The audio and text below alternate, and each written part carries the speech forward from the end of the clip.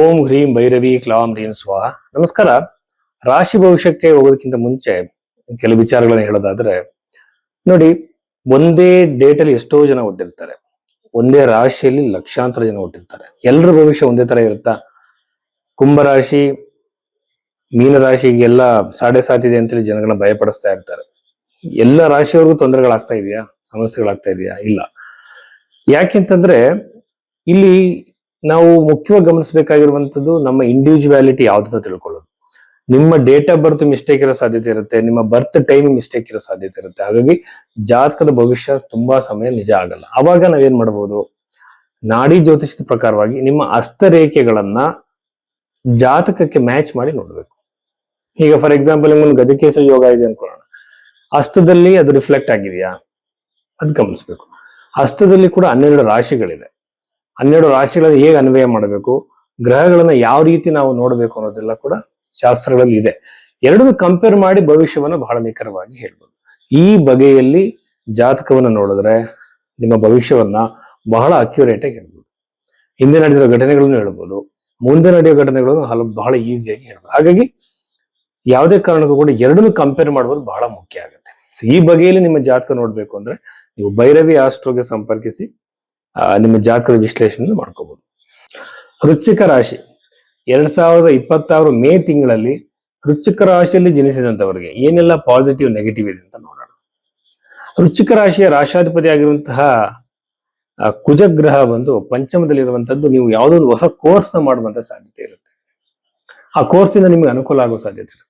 ವಿದ್ಯಾರ್ಥಿಗಳಲ್ಲಿ ಇದುವರೆಗೂ slow ಆಗಿದ್ದಂಥವ್ರು, score ಕಮ್ಮಿ ಮಾಡ್ತಿದ್ದಂಥವ್ರು ಪ್ರೋಗ್ರೆಸ್ ಕಾಣಿಸುತ್ತೆ. ಎಕ್ಸಲೆಂಟ್ ಆಗಿದೆ ಅವರಿಗೆ. ಪಂಚಮಾಧಿಪತಿ ಚತುರ್ಥಾಧಿಪತಿ ಇರುವಂತದ್ದು ನಿಮ್ಮ ಮಕ್ಕಳಿಗೆ ಮನೆ ಖರೀದಿ ಆಗುತ್ತೆ. ನಿಮ್ಮ ಮಕ್ಕಳು ಎಲ್ಲೋ ಮನೆ ಹುಡುಕ್ತಿರ್ತಾರೆ, ಅವ್ರ ಮನೆ ಕಟ್ಟಬೇಕು ಅಂತಿರ್ತಾರೆ. ಇವರಿಗೆ ಒಂದು ಗೃಹ ನಿರ್ಮಾಣದ ಅವಕಾಶ ಆಗೋ ಸಾಧ್ಯತೆಗಳು ಇರುತ್ತೆ. ಚತುರ್ಥದಲ್ಲಿರುವಂತ ರಾಹು ಕುಟುಂಬದಲ್ಲಿ ಒಡಕುಗಳನ್ನ ಕಿರಿಕಿರಿಗಳನ್ನ ಮಾಡಾಕ್ತಾನೆ.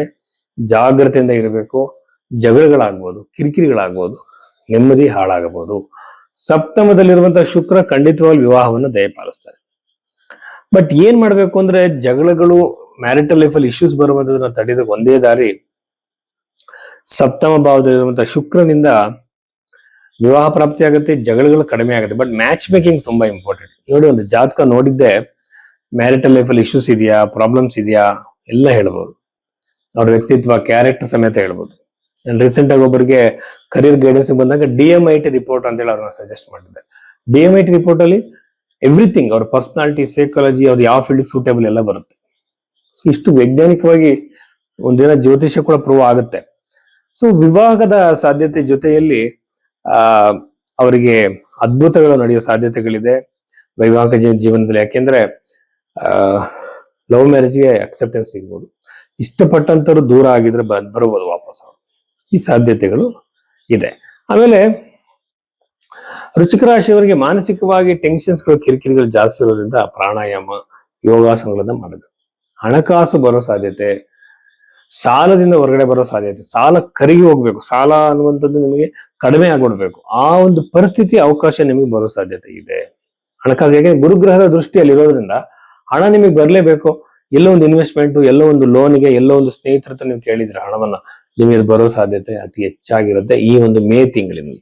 ಚತುರ್ಥ ಭಾವದಿಂದ ಗ್ರಹಗಳು ಪಾಪ ಗ್ರಹಗಳಾಗಿರೋದ್ರಿಂದ ಅನವಶ್ಯಕ ಜಗಳಗಳು ಮನೆಯಲ್ಲಿ ಬರುತ್ತೆ, ಕಿರಿಕಿರಿಗಳು ಬರುತ್ತೆ.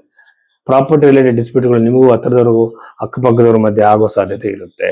ಸೊ ಇಷ್ಟೆಲ್ಲ ವಿಚಾರಗಳು ವೃಶ್ಚಿಕ ರಾಶಿಯವರಿಗೆ ಸಂಬಂಧಪಟ್ಟಿದೆ.